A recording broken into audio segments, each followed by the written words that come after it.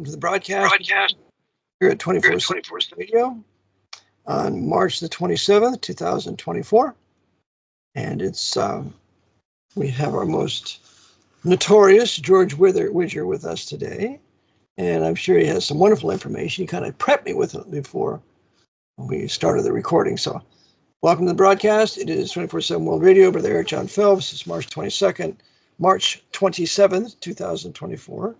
And we will now commence with interviewing our beloved George Widger. George, welcome to the broadcast. Well, thank you. I didn't realize you had a time machine.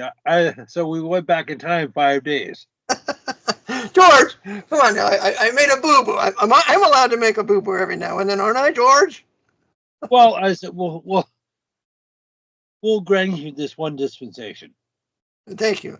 I need a dispensation from you, George. That's right. Maybe I need a few. How much more? I need to repeat a few Our Fathers and Hail Marys, and then I'll be good to go. So go ahead. Well, excuse me. I just need to take a sip of water, Bob. Okay. Okay. So sorry, Mike. Yes, and this is water. This is anyhow. My scripture. George, before you begin, I was at a conference. I mentioned it on a previous broadcast last Saturday, and one of the doctors there recommended what I've been doing for years, and that's drinking distilled water and your own urine. So, George, I recommend for your health, you need to drink distilled water and your urine every day and gradually cleanse yourself. Now, with that, I'm sure you're really ready to go with the broadcast. Well, or, I mean, instead of urine, couldn't you just drink English beer? Well, no, your urine is healing. And there's a book you want to get called Don't Eat the Yellow Snow. And it's about urine therapy. But go ahead, brother. Well, yeah, it's funny. I just, okay. Well, let me get to my scripture verse. It's Proverbs 26, verses 13 through 16. Proverbs 26, verses 1:3 through 1:6. It says, the slothful man saith, there is a lion in the way, a lion in the streets. As a door turneth on his hinges, so doth the slothful upon his bed. The slothful hideth his hand in his bosoms. It grieveth him to bring it again to his mouth. The sluggard is wiser in his own conceit than 7 men that can render a reason. Well, as you've said before, there's only one interpretation of scripture, but there may be more than one application. Well,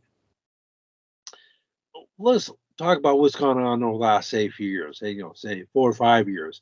People are comply with these dictates from their governments in the U.S. or in other countries because they say, well, I don't want to do any digging. I don't want to do any research. Does this thing called this object SARS-CoV-2 even exist? Well, I don't know. I'm not a doctor. I'm not a scientist, so I had to trust the experts and do what they tell me. So rather than doing any sort of digging, rather than looking things up, they'll just simply do what they're told. Well, of course, airborne. Right, good slave. Go ahead. Mm-hmm. Yeah. Yes. Of course, airborne nuclear war is real. We've been told by Hollywood for decades. And their new movie Oppenheimer further teaches that. Mm-hmm. Mm-hmm. And of course, I believe it won the Academy Award for Best Picture and for Best Actor, Best Director, Best Boy Bugger, something. So they won all the important categories. Well, and we have to have a little naked fornication in there too to make it really a good film. So they had that in a couple places. Yeah. Well, yes, and I said, in terms of say, a film is well made. Of course, what do you expect from the Jesuit Chris Nolan? I mean, the priest trained him well. Just as they had done with Alfred Hitchcock earlier. So they trained the producer of Oppenheimer? Well, Christopher Nolan was the director. You see? So he Oh, went by the to. way, I'm convinced also that what's his name? The guy who oversaw the Manhattan Project there. Leslie Groves. I'm convinced Leslie Groves, though a Presbyterian, was absolutely a Jesuit, played by the guy that's in Born Identity, whatever his name is. Matt Damon. Matt Damon, yeah. Well, his wife is Roman Catholic. I see. I believe she's from Argentina, if I'm not mistaken. I had to go look that up. But anyhow, there's a line in the film. I know we discussed this before, but there's a line where Groves is talking to Oppenheimer, Robert Oppenheimer, and he said, "You know, Bob, if I had my choice, I would not have given you a clearance, but I was told to clear you. You got this job not because you're a communist Jew. It was in spite of it." Which is, I realize, probably a twist. No, they specifically installed Oppenheimer. Both Oppenheimers. His younger brother, Frank, was involved with the project as well. Now, Frank Oppenheimer would later go on to find the Exploratorium in San Francisco. You see. And I'm trying to blank. Go ahead, George. Okay, please go ahead. I'm convinced that the Jesuits, they had already perfected their atomic detonations, I've covered before by others as well as myself, and that they wanted to blame the Jews for giving the atomic technology to the Russians, to Stalin. And so between Oppenheimer kind of setting the stage for that and culminating in the trial of the Rosenbergs that were blamed for giving the atomic bomb to the Russians, now we can blame the Jews for having made possible airborne nuclear war, and it's just another reason to get rid of them. Yeah. Go ahead, George, because Oppenheimer was a Jew, of course, and so was Edward Teller. Yes, and so was Albert Einstein. Yeah. Or another ones, yeah. But go ahead, George. Now Einstein was involved with Manhattan. He did, I guess, he gave advice on it or something. But as you know, it Georges Lemaitre basically came up with the whole idea of relativity, and they basically used Einstein to basically promulgate it. And who is Georges Lemaitre? Georges Lemaitre, George. He wasn't French. He was Belgian, I believe. Belgian. A Jesuit, who basically Jesuit priest that oversaw everything Einstein did. That's right. Of course, the Jesuits had already perfected detonations, so they gave their information to Einstein that it made it look like he came up with it. Well, he was, and of course, how did he have time to come up with anything when he was so busy fornicating? Right. Just like with Oppenheimer. Yeah. A serial fornicator. Mm-hmm. Of course, that's good because you get them involved in that sin, and then you got ultimate control over them, and you're able to manipulate them. And of course, a lot of his problems came as a result of that. So, anyway, back to the movie. It was. I'm going to watch it again because there were several innuendos that were absolutely Jesuitical. But that's the negative part is when he's fornicating in the nude, and that doesn't need to be there. So, well, actually, it does. Well, you can depict it another way. You can have him take her in the back room, close the door, and everybody gets the idea. You don't have to have it programmed there. So, but that's Hollywood. The major works of Hollywood are the same works in the Great Tribulation yet to come, which is fornication, theft, murder, and sorcery, pharmakeia with drugs.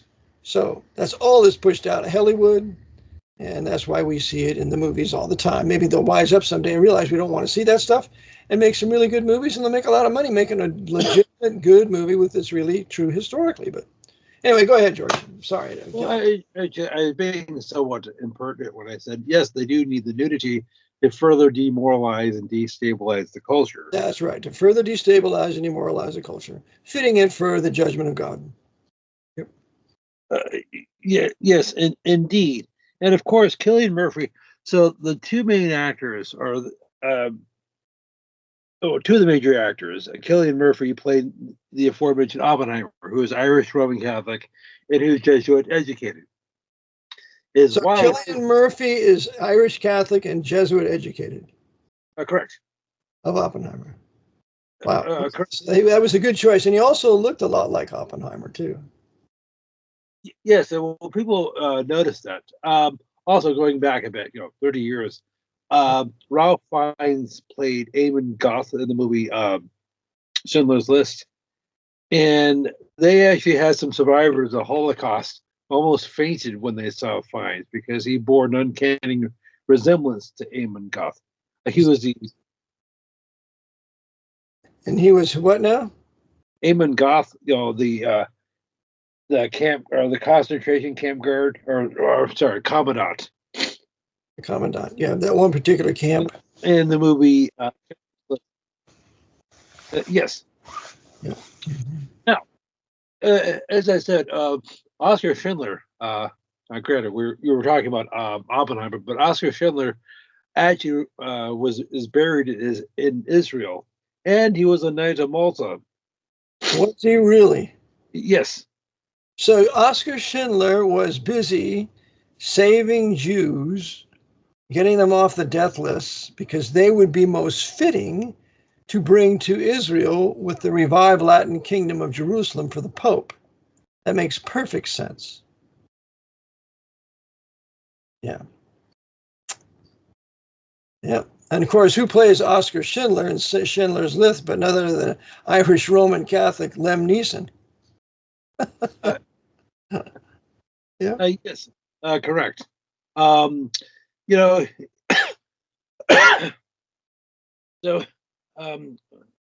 so you have. Are you okay, George? Are you doing all right? You need a sip of water, or are you all right? Well, yes, I'll just take another sip.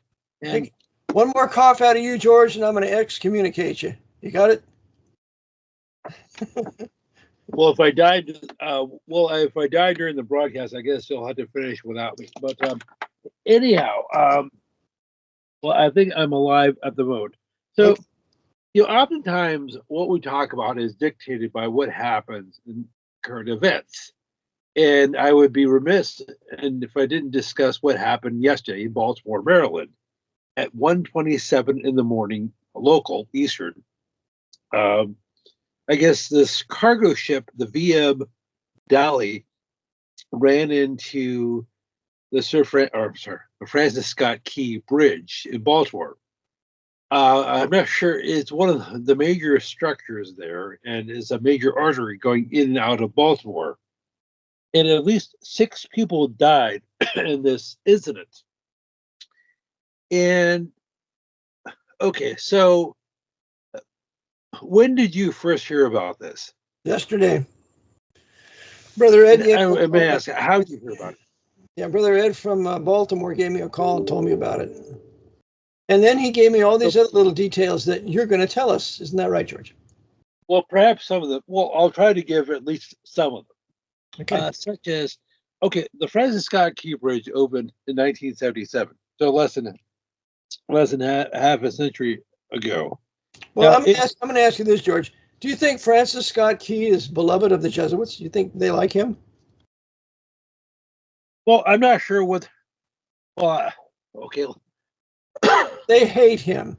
They hate his memory. They hate his name. He was a Protestant and a Calvinist. He wrote the national anthem when he was there in the War of 1812, when the Jesuit-controlled British could not take that fort. So, and then also Francis Scott Key is going to be the leader in repatriating blacks back to Africa, because he will be the head of the American Colonization Society, gradually bringing blacks to Liberia so they can have their own Protestant black country, reading the Bible, having freedom of conscience, speech, and press. And the Jesuits hated Francis Scott Key because he participated in that abomination with all those black heretics. So they want to get rid of his name, and I guarantee you when they go to rebuild that bridge, it'll be, who knows, the Barack Obama bridge or the Bill Clinton bridge or maybe the Karl Marx bridge, but anything but a white Anglo-Saxon Protestant or Baptist. Well, I'm partial to the Frederick Douglass Bridge. There you go, the black Karl Marx of America. Go ahead. Yeah. If any of you deny it, I'm offering a special CD that is titled Holy Revolution, put together by my first black American freeman, whose name is Brother Omar. And if you're interested in that, you need to send me like $20 or so, and I'll make the CD for you and I'll send it off to you.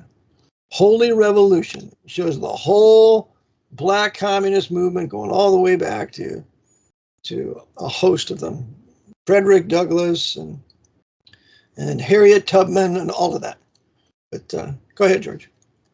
Okay, so let's take. Okay, so as I said, this took place at 1:27 in the morning. Now, most people would say it took place at about 1:30 in the morning, but the Jesuits are always precise about their timing and locations. So what is it now? I actually got this from Zach Hubbard from Gematria Effect News, and yes, Zach and I have a number of disagreements, but I'm not going to broach that. But one of the things that he pointed out is, what is the significance of 127? Well, December the 7th, 1947, 1941 was Pearl Harbor. Also, on 9/11, buildings 1, 2, and 7 came down at the World Trade Center. You see, now for Zach to figure that out, I mean, that's brilliant on his part. Eat the meat, throw away the bones, but it's brilliant. I know Zach blames the Jesuits. They're the masters of Kabbalah and Sumatra. Go ahead. Oh, okay, so now having said it, okay, is there any more to it than this? Okay, let's try to divorce ourselves emotionally from this. And you can make a similar question about all these fires that have been raging everywhere. California, Oregon, Washington State, British Columbia, Australia, Greece, that have been plaguing us for the last 6, 7 years. You think with all this advanced technology, these computers, drones, these things they're calling satellite dishes, whatever they are, they'll be able to detect these objects, these fires, before they got out of hand and quickly deal with them. Nope, it's climate change, or it's white supremacy, or it's whatever. Therefore, this is the new norm, as they've been telling us for years. Okay, getting back to this ship, this vessel that hit this bridge, you think with all the technology we have, computers, drones, and so forth, and all these redundancies, that they would be able to find out, say, hey, we're heading into this pier, we need to correct. And of course, where were all the boats, the tugboats? Yeah. Those huge ships should be escorted by tugboats of that magnitude. Absolutely. It's the same exact thing the Jesuits pulled in Canada during World War I when they blew up Richmond, the port there in Richmond, with a ship laden with explosives, and deliberately ran it into the dock and exploded and killed, I think, 1,500 white Protestants there in Canada. Amazing story. But nobody talks about conspiracy and design to kill people pursuant to the Council of Trent. So it just happened. But that's another thing we need to cover too, George. Go ahead. Okay, so the current governor of Maryland is Wesley Wantande Omari Moore, born October the 15th, 1978. He's the 63rd governor of the state, and he's also the first black governor of the state. Now, I know that may sound immaterial conversation, but for what it's worth, he got his undergrad degree from Johns Hopkins. And while he was there, I'm looking this up. He's a member of Phi Theta Kappa, which is also he's a member of Alpha Phi Alpha, which is a historically black fraternity. So also, which has historically been a gateway to Boulay. Now, I see, gateway to Boule. And what is Boule, George, for the listeners? Basically, a black secret society. What individual do you know of prominence that was a member of Boule? Several. Michael Martin Luther King, among others. Yeah. Du Bois, V.W. Du Bois. As a matter of fact, he was one of the original members. Just about almost any prominent black figure of last century or so has been part of it. That's right. NAACP, W.E.B. Du Bois, that's right, and others. So Boule is the black secret society that the Jesuits use to control the blacks. What you do is control the leaders, and you can control the people. And that's how they control the blacks. You know what, George, it reminds me, I was just watching a Netflix special on Shirley Chisholm. I remember when she was a congresswoman out of New York. And she was the first black congresswoman. And she really essentially started to resist the Jesuit order's control, absolute control of the Democratic Party. And she was forced to give up all her delegates when she ran for president. And who were they given to? None other than a CFR member, George McGovern, who would then lose to Nixon. So Shirley Chisholm, she truly resisted the control of the Democratic Party by ultimately the Democratic elites controlled by the Jesuits. And so ultimately she will leave. She'll cease to be a congresswoman. But I know she knew the game. Okay, so Governor Moore, Wes Moore, is married to Dawn Shante Flythe Moore, who was born on August 8th, 1975. So she's a few years older than he is. Now, it's interesting. She went to St. Francis Preparatory School in New York City, which is a Catholic school. So you have the wife, the first lady, the wife of the governor of Maryland, the first lady, who went to a Catholic high school. So she's Catholic educated. So you don't think she has a big influence on her? I'd imagine she has a big influence on her husband. I would think so. That's why the Jesuits want the wife generally to be under their control. This is what they did in the Dark Ages. This is what they did in England when they tried to get King James married to a Catholic, and they tried to get Elizabeth married to the King of Spain. They got to try to control the monarchs, those that might be against them, through their spouse. Yeah. Okay, so the Francis Scott Key Bridge is run by the Maryland Department of Transportation. Excuse me a second. The current secretary right, George? Oh, good. Yes. So okay. All righty then. So the current secretary of the Department of Transportation in Maryland is Paul Wiedefeld, Wiedefeld.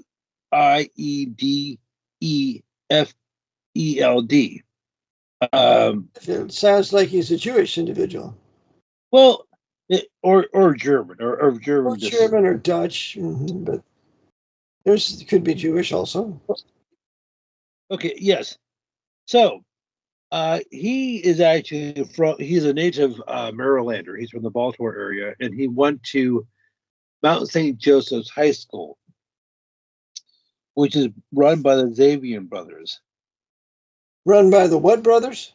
The Xavier brothers. Oh, Xavier. Is that like Francis Xavier? Oh, yeah. Well, they're an auxiliary of the Jesuits. Thank you. So she's trained by the Jesuits.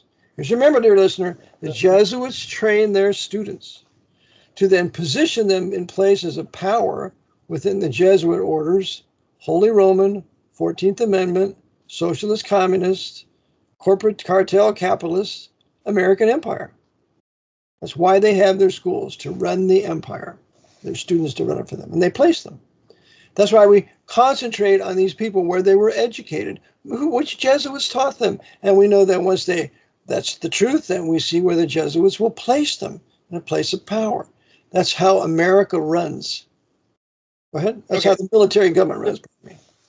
Okay, most people, myself included, years ago would never look at the Secretary of Transportation because that's just like, that's like a political appointment. Who cares about who runs the transportation department? Yeah. Well, that's way more powerful than people realize because That's right. Without a Department of Transportation and the regulation of commerce, everybody starves because everything is transported by truck. And hence their power over interstate commerce with trucking and railroads is absolute. Okay, so as I said, they oversee bridges, tolls, Right. roads. So that is a hugely powerful position, which most people are not aware of. They don't pay, they'll look at governor, they'll look at president, things like that, but transportation secretary, not so much. Mm-hmm. Of course, that's how you can get away with things like what just happened yesterday. Now, is it possible that what happened yesterday was an accident? I suppose. However, but you have to say, what is the upshot? Now, I'm still looking as to who insured the bridge. I don't know that as of yet. If any of you know, any of your listeners know that, please send me something. And of course, I'll give my contact information before we go off the air. And by the way, George, any honest pilot of a ship of that magnitude would never crash into the pylons or the structures holding up a bridge. Never. It has to be done deliberately. I'm sorry. Were we talking about Edward Smith? I'm sorry. We were talking about the Titanic. Well, yeah, that was deliberate, as you know. And the crashing in the Richmond port in Canada was deliberate, detonating all that TNT and gun cotton. And it's just another example of the Jesuits calling the shots, causing an accident like this for certain reasons. I guarantee you, they're not going to rebuild that bridge named after Francis Scott Key. Why, he's a heretic. We're going to name it after somebody else. George, I will enter into a gentleman's wager with you that if they rename it as Francis Scott Key Bridge, I will take you out to a dinner. But if they name it something else, George, you got to take me out to dinner. Is that a deal? Fair enough. Okay. Okay, so India almost immediately, within hours of the event, so less than not even 24 hours, people in the communist media came out and said, this was an accident. This had nothing to do with sabotage. This sort of thing happens all the time. Ships run into bridges and then knock them down. All the time? I don't think so. Anybody who says that doesn't know what they're talking about. Doesn't happen all the time. Or he's a deliberate disinformation agent. Right. These are special events calculated to bring about a result that will further what the Jesuit order wants to do. It's just ridiculous to say, well, the World Trade Center just fell down. Building number 7 just fell down. It was a coincidence. It's ridiculous. Things of that magnitude are not accidents. No.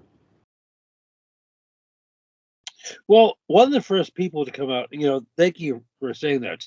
One of the first people to come out and say that was a fellow who used to be a reporter for The Wire, David Judah Simon, born on February 9th, 1960. So he immediately made a post, I guess, on Twitter or Instagram, whatever they're calling it these days, and said the idea that people like Marjorie Taylor Greene are saying that this was sabotage or some sort of inside job is ludicrous.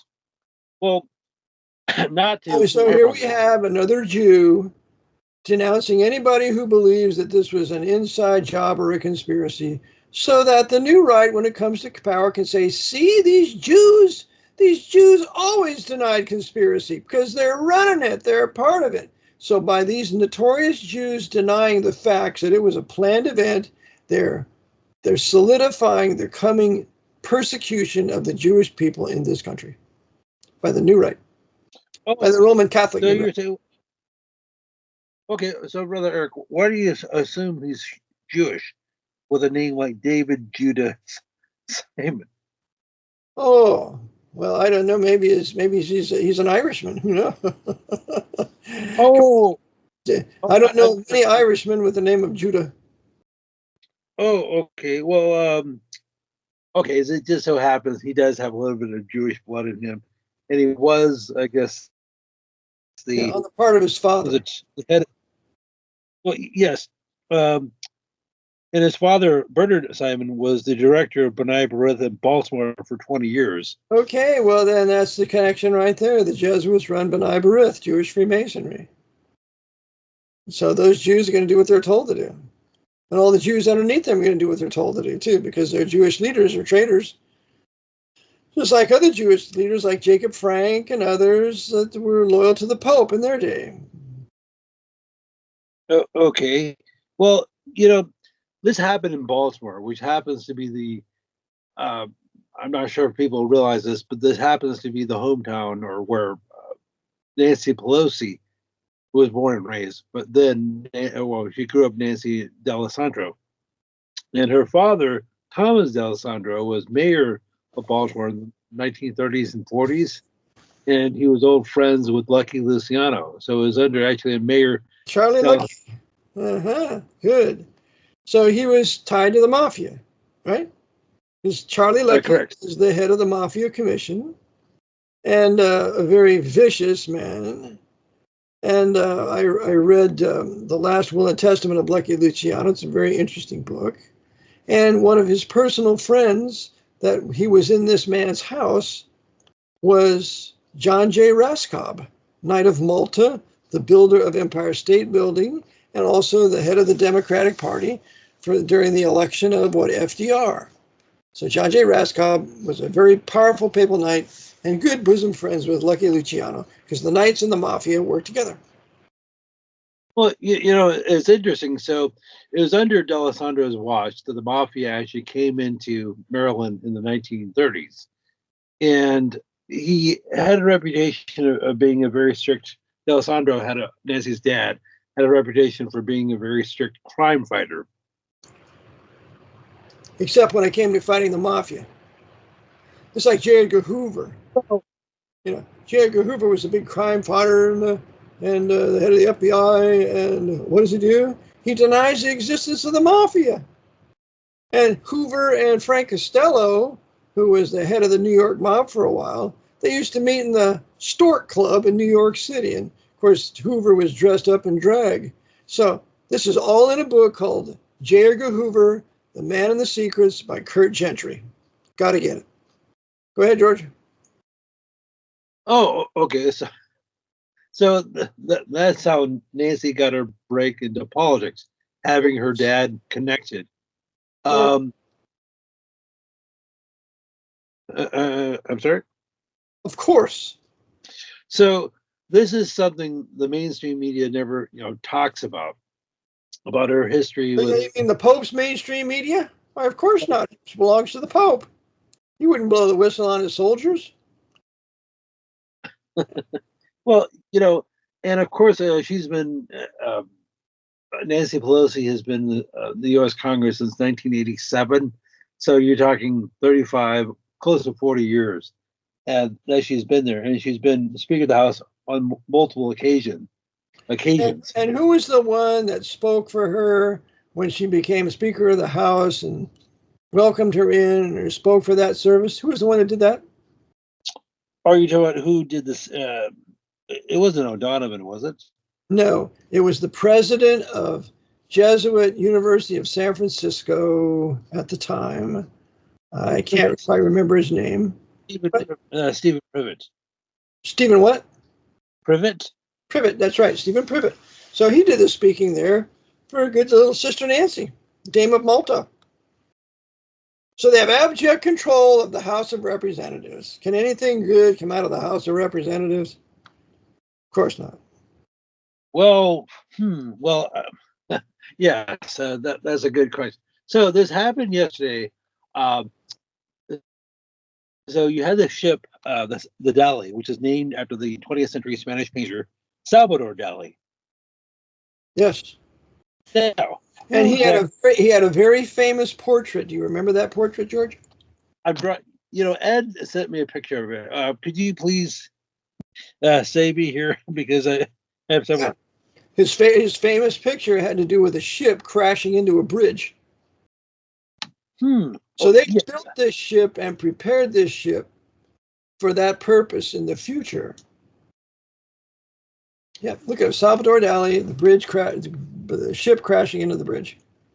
Okay, so besides being a painter, who exactly was Salvador Dali? He lived from the 11th of May, 1904, died on January 23rd, 1989. So he was 84 years old when he died. Now,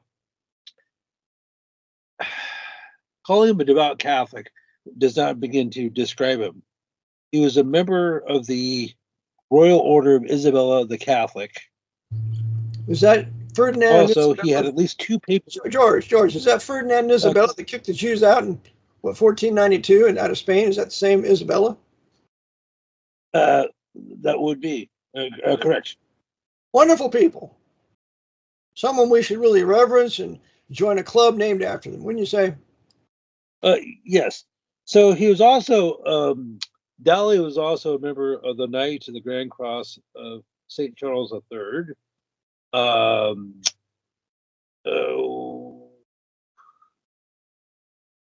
He had a whole bunch of knighthoods. He also had at least two papal audiences, probably three, with Pius XII, Paul VI, and John Paul II. I see. Well, those were just wonderful men. And he's going to have an audience with them. To be in fear and terror, we get to be in presence of the Pope, of the Papa, the one who has all power in heaven and earth, and he has all spiritual power and all temporal power, and he dresses in white like he's God, and we're going to kiss his ring, and we're going to dress in black when we see him. Oh, what a wonderful experience. Well, also, for what it's worth, he was living in Barcelona in 1936. And I bring that up because, long story, it's not very interesting. He happened to take a trip over to London to sell some of his paintings. And while he was gone, Barcelona was destroyed by the Luftwaffe, the German Air Force.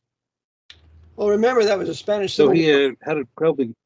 Remember, George, it was a Spanish Civil War from 1936 to 39. And that's when the Pope used Franco to beat the living daylights out of the Spanish Republicans and patriots, who just happened to kick the Jesuits out of Spain in 1932. Yeah. So the Jesuits will use Hitler's Luftwaffe to bomb them, and they will use that savage Generalissimo Franco, and later on his La Guardia Civil. And Franco said, I am prepared to kill every Spaniard to bring Spain back to the Pope of Rome. And he killed approximately 2 million people in the Spanish Civil War for 3 years, destroying the Protestants in bull rings, running them over with tanks. All of this can be read in a book titled Days of Our Years by Pierre Van Passen, written in 1939. Tells everything that savage Franco did, working for the Jesuits. Go ahead. Well, hey, nobody's perfect. I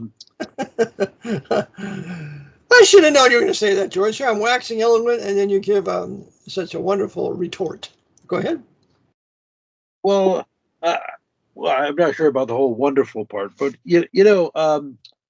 changing gears. So I'd just like to talk about something a little bit lighter. And this came up the other day because somebody was asking me about this. Have I ever looked into Rodgers and Hammerstein?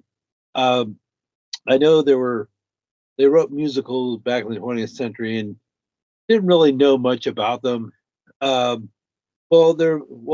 Hammerstein, you can probably guess what his religious background was. Yes, he's a racial Jew. Mm-hmm. But so was Richard Charles Rodgers. I guess his birth name was Brodesky or something like that. So he decided to anglicize it. So Richard Charles Rogers was born on the 20th of June, 1902, died on December the 30th, 1979. So he was 73 years old. Before I get into his body of work,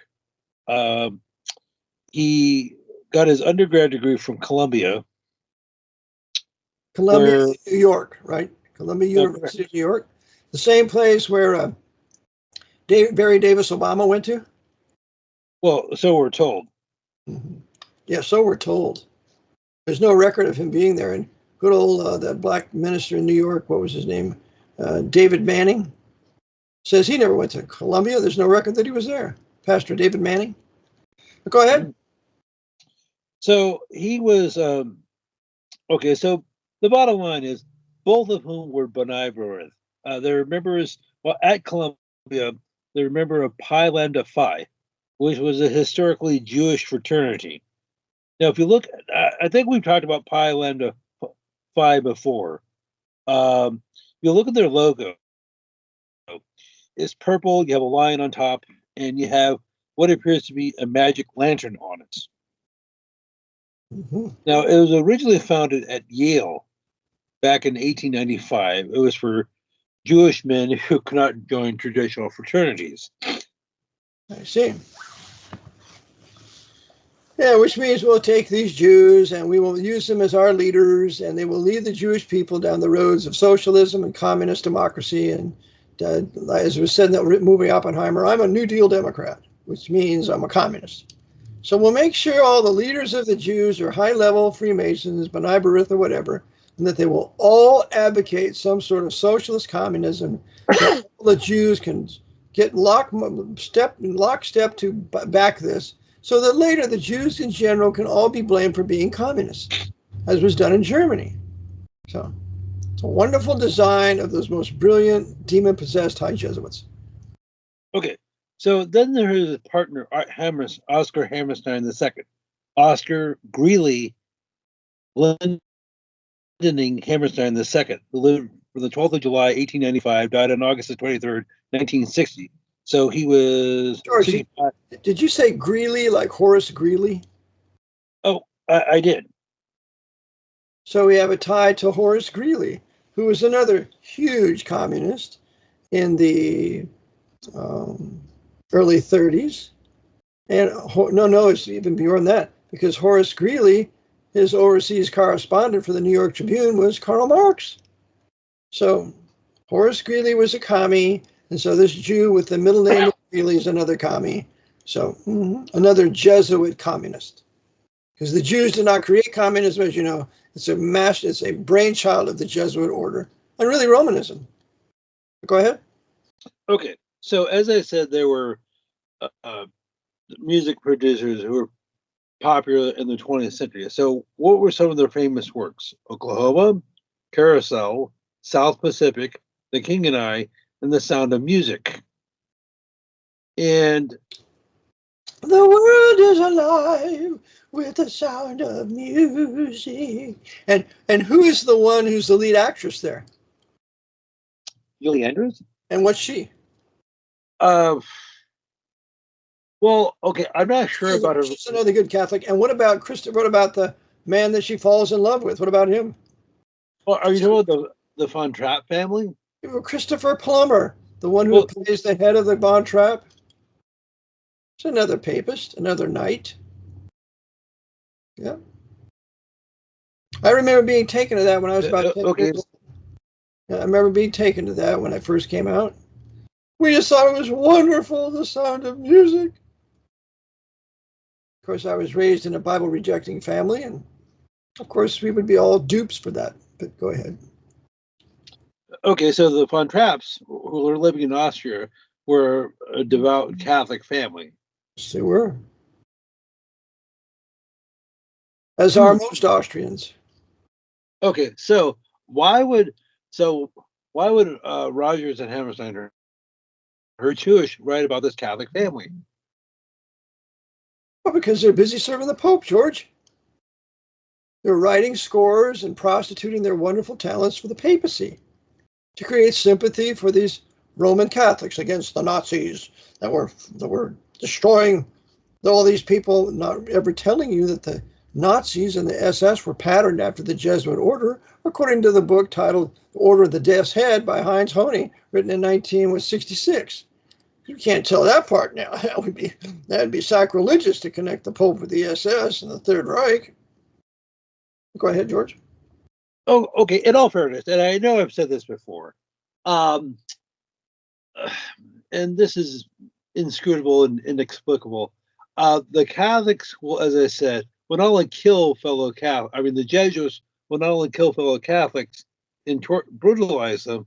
They'll do it for no apparent reason. Not because they're disobedient, simply because they're there. Case in point. Remember M.F. Cusack, the nun of Kenmare, in her book, The Black Pope, said that the Jesuits would wade through the blood of many Catholics just to get to the Protestants. And that's in her book, The Black Pope, which I have on my Vatican Assassins CD. It's an accompanying CD with 13 rare books, and there it is, The Black Pope. I copied every page. Okay, case in point, look at all the terror that was unleashed in South America, going back from the 1960s to 1980s under Operation Condor. Most of the countries there, Argentina, Brazil, Paraguay, Uruguay, were brutalized by Catholic thugs, usually in cooperation with the CIA. Of and course. Most of the victims, and of course, how could I forget Chile? Most of the victims were Catholics. Of course. You gotta keep the slaves down now, boy. So we'll just have these dictators like Pinochet and these other savages to beat any Catholic down who wants to think for himself. Because Roman Catholicism does not tolerate freedom of conscience. That only happens in a Protestant land where the Bible is read. So we got to get rid of that Bible, get rid of any freedom of conscience. All these people do exactly what we tell them to do, and we'll MK Ultra all of them with a TV. That's what we'll do. And so we'll have complete compliance with all these heretics and liberals before we take them out and kill them. Okay, yep. So you can talk about the past, the 60s and 70s and so forth, but that's actually going on right now in the Irish Republic. They're being, as I've said to you before, so forgive me for repeating myself. Back in the year 2000, so less than a quarter century ago, the Irish Republic was 96% ethnic Irish, so almost 100. And of those few who weren't, they're usually from some other European country, like Poland or someplace like that. But now, or as of 2020, that figure had dropped down to 80% ethnic Irish. So that means 20% of them aren't from the Emerald Isles, and they're coming in from the third world. They're coming in from the third world to wage war on them with their weapons, wage war on them with their penises, so we can copulate with these white women and bastardize the white race and create a nation of mulattoes that will never, ever be able to resist the Pope's white power structure. That's why they're doing it. They've got to do away with these historic white nations. You got Northern Ireland, which is Protestant. Got to do away with them. And maybe we might preserve some white Catholic nations like maybe Austria or Hungary or Croatia. But we'll be damned if we allow any of these white Protestant nations to survive. And they started that here in that horrible act of 1965, which we'll cover sometime. Okay, are you talking about the Hart-Sellers Act? Was it? Oh, 1965. That's right. Oh, I forgot. Bringing in all these foreigners, Asians, and blacks, and bringing the nation. The big Senator Ted Kennedy, that murderer who killed Mary Jo Kopechne, shot her in the back of the head, according to one coroner's son I know. And when that wonderful, virtuous man who used to fornicate and copulate with waitresses underneath the table in a restaurant, that good old Ted Kennedy, he's behind this bill. Yep, among others. 1965. Okay, so you're talking almost 60 years ago. And, well, it's interesting. So we're just talking about Rogers and Hammerstein. So you could say that in the 20th century, they're the American version of Gilbert and Sullivan, who are British. There are British musicals like The Mikado and various other things. So I've not looked into them, but I'm sure they almost certainly had some sort of Catholic connection. So they so you had Oscar and Hammerstein, who wrote all these musicals like South Pacific and Oklahoma and so forth. And they were I'm sure they were friends with John Ford too. Sure, well, they probably were.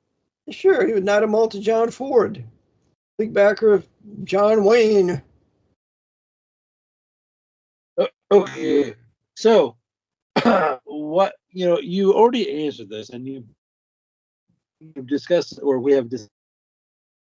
I would say about certain figures like Einstein to have this thing where they pump out hit after hit after hit, and not only were they successes on Broadway, but most of them got adapted into films. And who's this, George? Oscar and Hammerstein. Okay, thank you. What'd you say about Zimbabwe? No, Oscar and Hammerstein. Oh, I thought you said something. Why is it they were? Go ahead. Well, no, I don't think I brought up something about Zimbabwe, but they were back in the 1930s and 40s and 50s. They were given all this unbelievable success on Broadway. They had hit after hit after hit, and most of them were adapted into films, which became blockbusters, such as The Sound of Music. Yep. So that's right.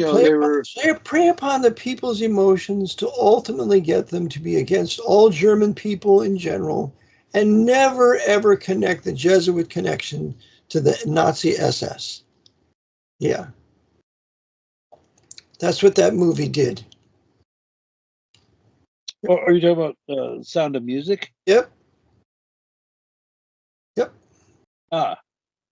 Well, it's interesting. As I said earlier, the Francis Scott, getting back to what we were discussing earlier,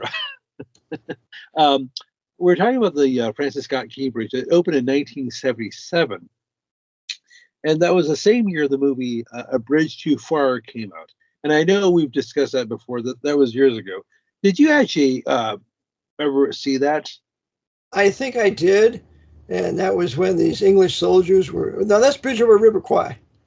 Bridge Too Far. I don't remember seeing that, George. Really? Well, if you haven't checked it out, I would recommend.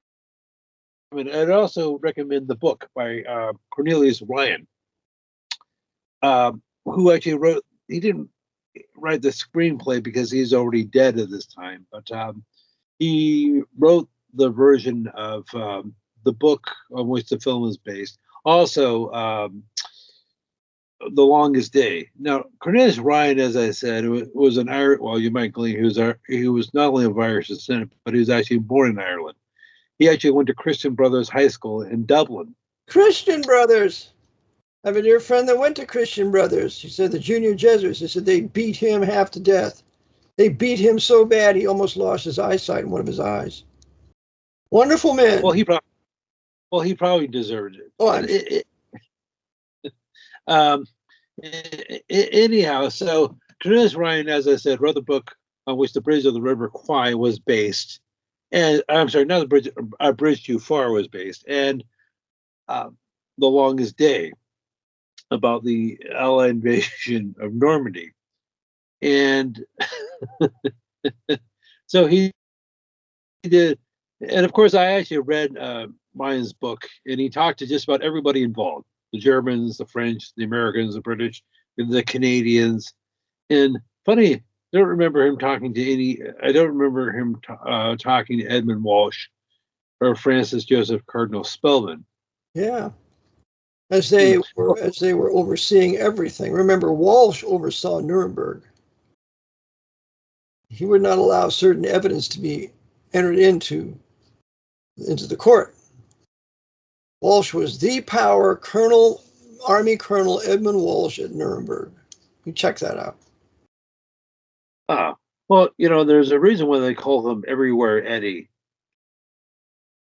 That's right. They called him that, Everywhere Eddie.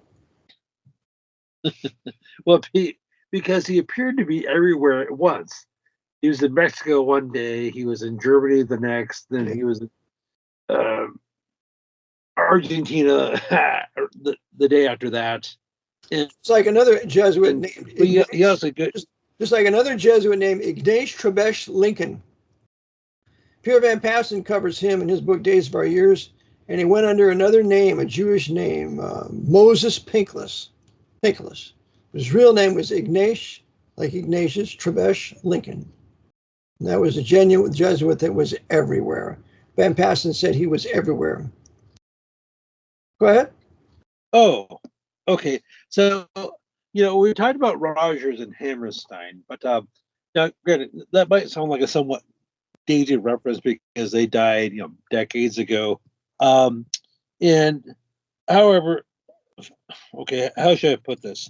But does the name Gerald Levin ring a bell? No. Okay, so what would you guess about his background? Well, it sounds to me like he's from the tribe of Levi.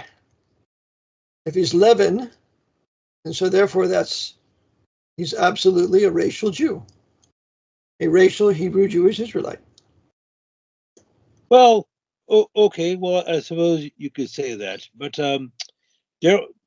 Gerald M. Levin lived from the 6th of May, 1939, just died on March the 13th, 2024. I was going to talk to you about him last time we were on, but I guess we ran out of time. So, among other things, by the way, his first wife was Carol Needleman. I really don't know anything about her. His third wife was Lori Ann Perlman Rapka. From what's her last name? Raskub? Perlman Rapka. Pullman Rapka. Okay, so why do I bring him up? Well, he used to be, so Gerald Levin used to be the chairman or the CEO of Time Inc., later Time Warner, AOL, and HBO. That means he was tied to. Now That means he was tied to Henry Robinson Luce, that Knight of Malta, and the purchaser of the Zapruder film for $150,000 to suppress the fact that the driver shot Kennedy in conjunction with the storm drain shooter. But go ahead. Okay, so now, as I said, Levin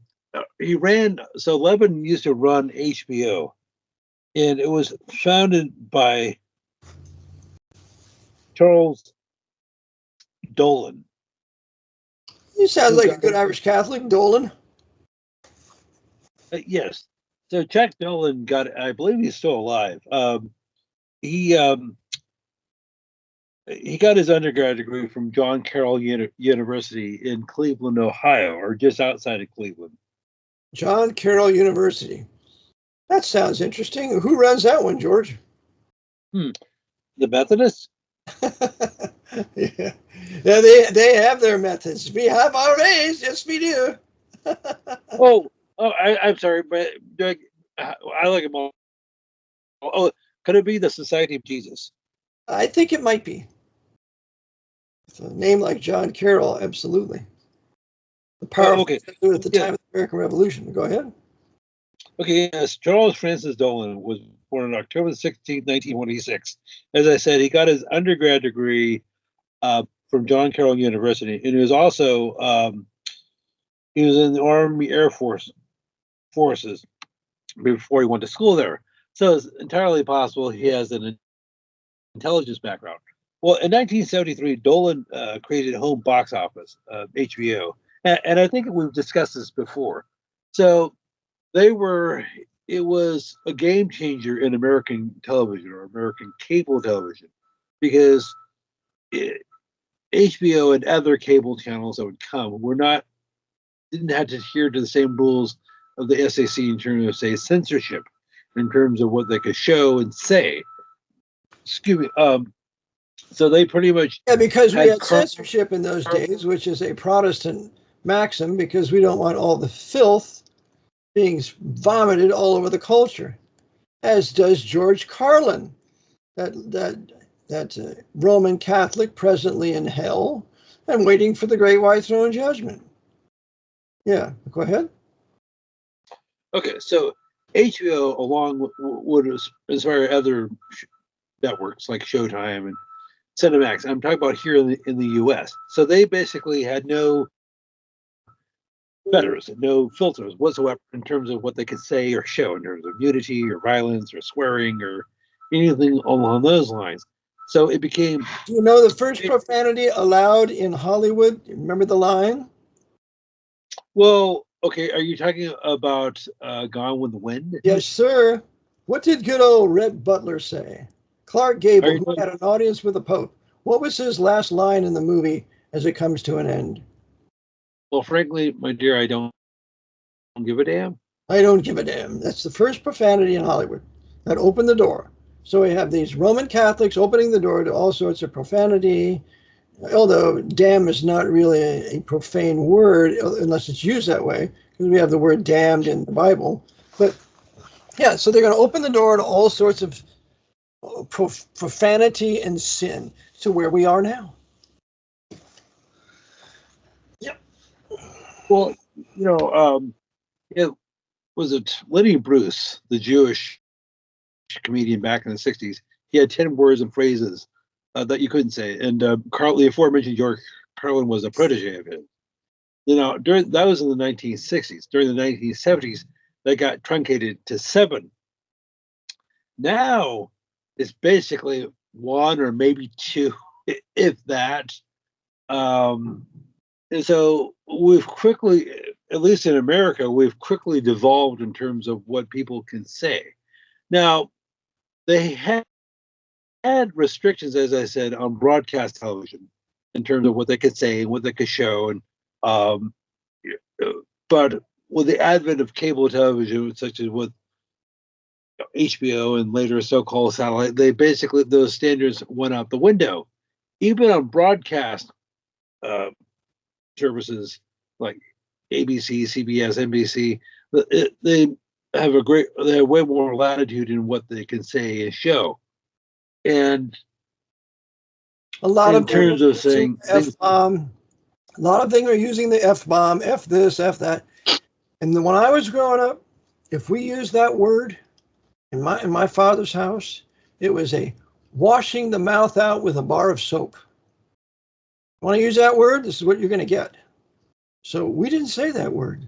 We might have said it privately away from Dad, but if he ever heard us use that word, that's what we got. Well, you see, okay, maybe things have become a little bit looser in the 19. That would be abuse. Okay, that would be abuse, and they'd arrest him, and they'd take out of that house. And how dare he wash your mouth out with soap for saying a filthy word? How dare he do that? You should be able to do anything you want to do. Go ahead, George. Well, you definitely didn't talk that way in front of women. Never. Remember, I was fishing one day with my dad, and there was a bridge over above us. We were in Lake Almanor.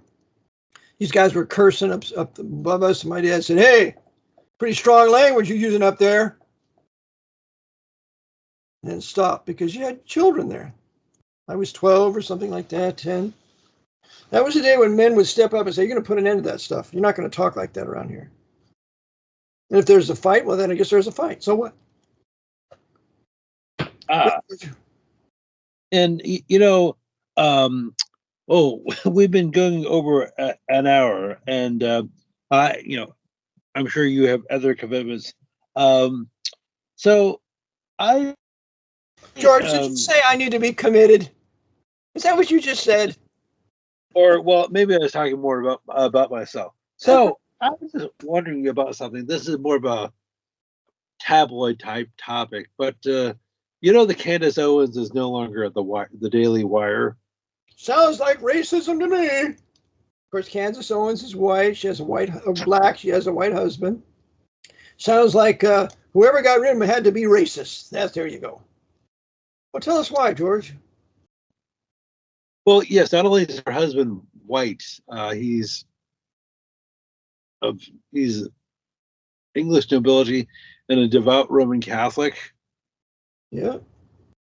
Well, she's got the brains. She knows who has all the money and the power. You might as well marry into them and live happily ever after. Go ahead, George. Well, yes, indeed. So she's been very critical about what's been going on over in Israel, for the last almost 6 months, since October the 7th of last year. And so Battle of they the seem to be, yes, and indeed. So it seems that the Jesuits want to pit both people off both sides. You love Israel, you hate Israel. You love the Jews, you hate the Jews. It is a lose-lose situation for you, but it's a win-win situation for them. That's right. And something we discussed probably days of this event taking place is they had to have the whole attack on the wall there over in Gaza was obviously an inside job. The Obviously. the Israeli government, the Masonic Jewish Labor Zionists with their Mossad run by the Pope, worked in conjunction with Hamas, run by the head of Hamas, who is in Qatar, who's a high papal knight, the richest man in Qatar. And so they're busy working together to facilitate this to the end result of several end games. But go ahead, George. Just want you to know that and of course, and Hamas work together. Go ahead. And even though that whole trash talk he's engaged in is all for public consumption. Who engaged in it? Well, he said, well, the Israeli government will clear Hamas from the face of the earth, and we won't stop until all these terrorists are dead. Now, well, I would ask him, well, then why did your Ariel Sharon give Gaza to the Muslims back in 2005? Don't you think there's a long plan involved here? I think Ariel Sharon, the great army leader, made a mistake in giving Gaza to the Muslims, to Hamas. It was all for this future day. Yeah. No patriot would ever give any part of his country to another people. But Ariel Sharon was busy working for the Pope. So are you calling him a traitor? Of course. So are you calling Bibi Netanyahu a traitor? Of course. He's betraying his own racial Hebrew, Jewish, Israelite people, which I know you feel the same way, George, but you're being facetious here, but absolutely he's a traitor. Well, you're talking, you're saying that's, you're talking about harsh language. Oh, yes. Oh, yeah. Truthful language. Shimon Peres was a traitor. Golda Meir was a traitor. She wanted to honor Pius XII in the name of Christ after he was behind the Eurasian Jewish Holocaust. Yeah. Okay, so now Ben-Gurion was another traitor. He sacrificed millions of Jewish people just to have the nation of Israel for the benefit of the Pope. David Ben-Gurion worked with that other traitor, James Jesus Angleton, who was the mole inside the CIA. I mean, the rabbit trail of these traitors and papal knights and servants of the Pope is seemingly unending. And it goes right to Israel also. The last thing Israel will ever be permitted to have is a truly patriotic leader with a patriotic military and wanting to have their own nation. That will not be allowed. Boy, the next thing you're going to say was 9/11 was an inside job. Oh, well, we know that's not true. Those buildings just happened to crumble at the speed of falling of gravity, and that was just a coincidence, George. Come on now. Okay. The next thing you're going to say, Franklin Delano Roosevelt knew about the pending attacks on Pearl Harbor, or attack on Pearl Harbor. Oh, well, he couldn't have known that. Stennett, when he wrote his book, Day of Deceit, was a nut. Why, he's crazy to think there was some sort of a conspiracy there where the Office of Naval Intelligence concocted 8 different things that needed to be done to incite the Japanese to attack. Why, that just couldn't be. And then we'll blame it on Short and the naval admiral there, and set them up for treason, set them up to blame them, take the fall for it. Why, sure, that's what we do. That's how we rule the world. That's how we rule governments. Talking about it's Machiavellianism 101, and the Jesuits are masters of it and all their students. Never tell the truth. No patriotism. Betray the people. Weaken the nations so the Pope can rule them with a dictator. Okay, so just for clarification, the Army commander at Schofield Barracks was Walter Short, and the naval commander was Husband Kimmel. Husband Kimmel. So, yes, and of course, So, just for clarity, so yes, I was being a little facetious. Now, but when people say this, well, what do you mean FDR knew about Pearl Harbor? Now, people have been talking about this for decades. Well, yes, I read Stennis' book, Day of Deceit, and one of the facts he mentions out is the U.S. Office of Naval Intelligence had dozens of listening posts throughout the Pacific, from Southern California to the Philippines. And they had no idea this huge Japanese fleet was coming, did they? Oh, no. Now here's another factoid that I wasn't going to bring this up, but in January of 1941, I don't recall the exact date, I'm just going from memory here, they had something called the Washington, D.C. Conference. And so this was almost a year before Pearl Harbor, when basically the United States and the British and the Commonwealth powers like Australia, New Zealand, Canada, the Free French, the Free Dutch, and so forth got together for a few days and discussed. So, what if, we're not saying this would happen, what if the Japanese say, attacked a U.S. outpost in the Pacific? How will the United States and our allies respond? Hypothetically speaking, not saying such a thing would actually happen. And so they went over various scenarios, like how will the U.S. Navy respond? How will the Army Air Forces respond?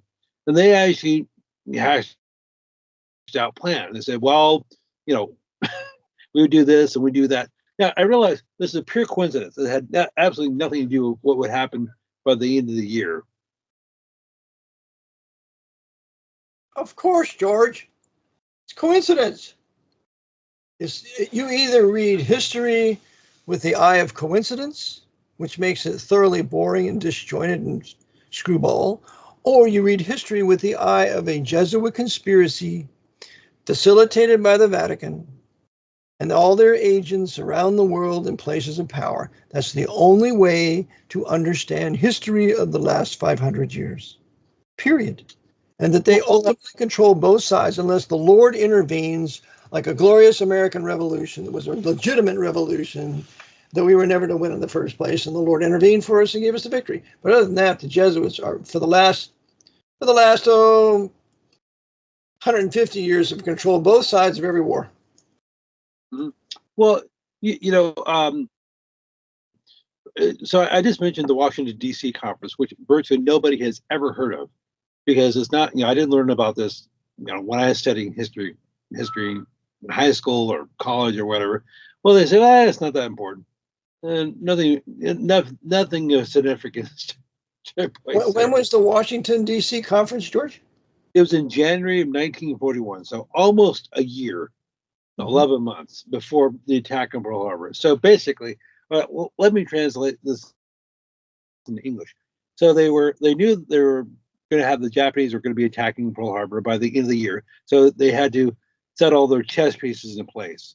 We need to make sure that the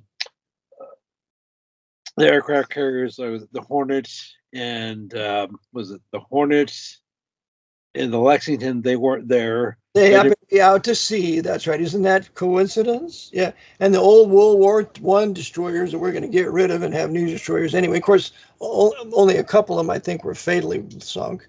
But we just have enough in there to incite a war. And of course, the Office of Naval Intelligence will be there making sure they're going to detonate the ammunition in the USS Arizona at about the time the Japs fly over and drop a bomb down there, because only 41 bombs were dropped that day. So, and then we won't allow anybody to dive the USS Arizona, because they might see that it was an internal explosion outward and not anything going down in it. So we're going to forbid any frogmen or any divers from diving that. And we'll put a big memorial over it too. That's the way we'll cover it up. Yep. Oh, okay. And and of course, we've gone over this before, but on October the 18th, which I believe was a Friday, 2019, they had Event 201 at the Waldorf Astoria, which was put on by the Bill and Melinda Gates Foundation and the World Health Organization and several other bodies, talking about, hey, how will we respond? Is that the Melinda Gates whose uncle's a Jesuit priest? Is that the one? Yes, and whose aunt was a Dominican nun she was the one who taught Melinda how to read. Oh, goody. Remember that one? So they had this. The Dominican nuns sang that song. Remember that one? Yeah. Yes. So anyhow, they had this event 201 on October the 18th, 2019, discuss a possible viral outbreak and how would the world respond, how the governments, how the media. But actually, even before that, was on May the 15th, 2018, they had the Cladex simulation. I forgot where that was, but it was basically covering over the same scenario. So the Jesuits, before they pull off a major operation, they almost always war game it. They work out the details. They have a meeting. They said, we need to make sure that we have everything in place so we can pull this off. Yep. They did that back in June of 2020 at Georgetown University. They ran a simulation like, what if Donald Trump lost the presidential election? How would people react? It was talking about the 2020 presidential election. Well, in the scenario, there would be violence in the streets and people would be happy about it. So there would be probably some sort of event going on in the Capitol, probably in early January 2021. There we go. So we'll ignite.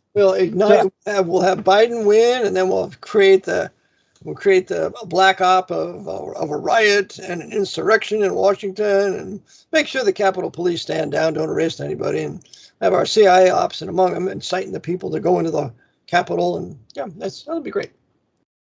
Okay, and of course, so they've been doing this forever, for generations, because when you're going to try to pull something off, you need to make sure that everybody is in place. All the actors, know all the actors know their lines and things like that, and you need to know how the press is going to respond. That's right, and you can only succeed. Is going to respond. Yeah, you can only succeed with this if you remove the Bible from the public arena, and then you control all of the ministers so that they're not going to say anything, which they should. And then once you do that, you've got it all. What are you going to be concerned about? Nobody's going to be talking. And so that's what they've accomplished here. Get rid of the King James Bible, get rid of the Reformation Bible for English-speaking people, and we'll have all the churches, the National Council, World Council of Churches, are full of Freemasons, and they'll be totally neutralized to tell the truth. Now we got them. Except there's certain truths around with. Go ahead, George. What's that? I know we're running a little long, but I know I brought this up before. So one of the puzzles one of the pieces of the puzzle they need to set up for Pearl Harbor was media control, and that's one aspect most people haven't looked into, because you're talking 80 years ago. And when you think media control, you have to think one thing: Henry Robinson Luce. Before him, William Randolph Hearst. They were the two media moguls that ran the media in this country for the papacy. So, of course, the newspapers are not going to tell the truth. Okay, well, case in point, and I know I brought this up before, so forgive me for repeating myself. Do you remember who John Daly was? Not the golfer, but he hosted the old TV show What's My Line back in the 50s and 60s. Oh, he hosted that. Yeah. Yeah, he was with the Irish Catholic girl Dorothy Kilgallen interviewed Ruby, and she started to talk, and they found her dead in her apartment, fully dressed in a dress and sitting up, and all her hair combed. Yeah. Mm-hmm. Okay. That's the guy with What's My Line, part of the Dorothy Kilgallen murder. Go ahead. So, forgive me for repeating myself. So, this John Daly, the media personality, he lived from 1914 to 1991. As a quick reminder, he grew up in South Africa. He went to Morris Brothers High School in Johannesburg because his father was an engineer there. He was looking for diamonds or something like that. So when young John graduated, he moved to the States and got his undergraduate degree from Boston College, where he graduated in 1936. So for that year, 1936 and 1950, he was a radio reporter for By the way, what's CBS. Boston College, George? What's Boston College? Please tell us. Jesuit. Thank you. It's Jesuit, Society of Jesus. So this John Dali was a radio announcer for CBS Radio from 1936 to 1950. Is that the broadcasting system? Go ahead. Correct. Columbia Broadcast. Okay. So as I said, Dali was the original host for the TV show, game show, What's My Line from 1950 to 1967. Okay. So, but that's what I want to talk to you. He broke three of the biggest stories of the 20th century. He was the first reporter to talk about the attack on Pearl Harbor on CBS Radio.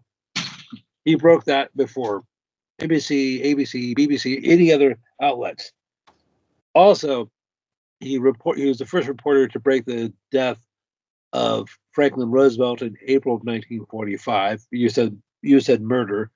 Also, he was the first reporter. Did he report that he was shot in the head? Did he report that part? Did he report he had a closed casket? He might have corner, didn't know how to fix a bullet wound to the head. Go ahead. Also, he was the first reporter to break the story of Patton slapping incident. Oh yes, that terrible thing that he did that to that poor man who was just afraid. And yeah, you see, that's why Patton's men followed him anywhere, because he had courage, he had guts, he had principle.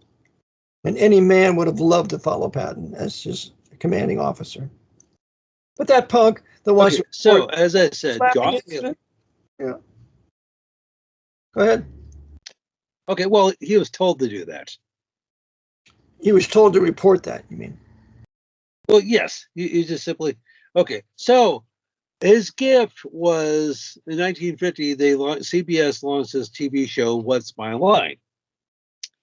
And it was almost exclusively, you mentioned Dorothy Kilgallen. Almost all the guests on that were Jewish or Catholic. Yes, sir. That's right. Steve Allen, was it Bennett, Surf Bennett? He was Jewish. Soupy Sales, who was Jewish. Soupy Sales. Yeah, I remember him. I forgot. Yeah, go ahead.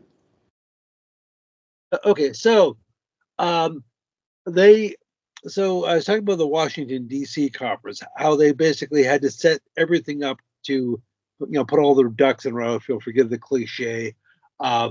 So they had to. One of the major concerns was media control. People talking about, saying, "Hey, wait a second, how is the Japanese able to sail across thousands of miles of ocean undetected? How is it the aircraft carriers got away? Yeah, why is it just out to sea? Yeah, what a coincidence! There's a coincidence, George. Another coincidence. I mean, as bad as the attack was, it could have been far worse. Well, how come they didn't launch a third attack to finish off dry docks or repair facilities? How come they didn't finish it off with a third attack?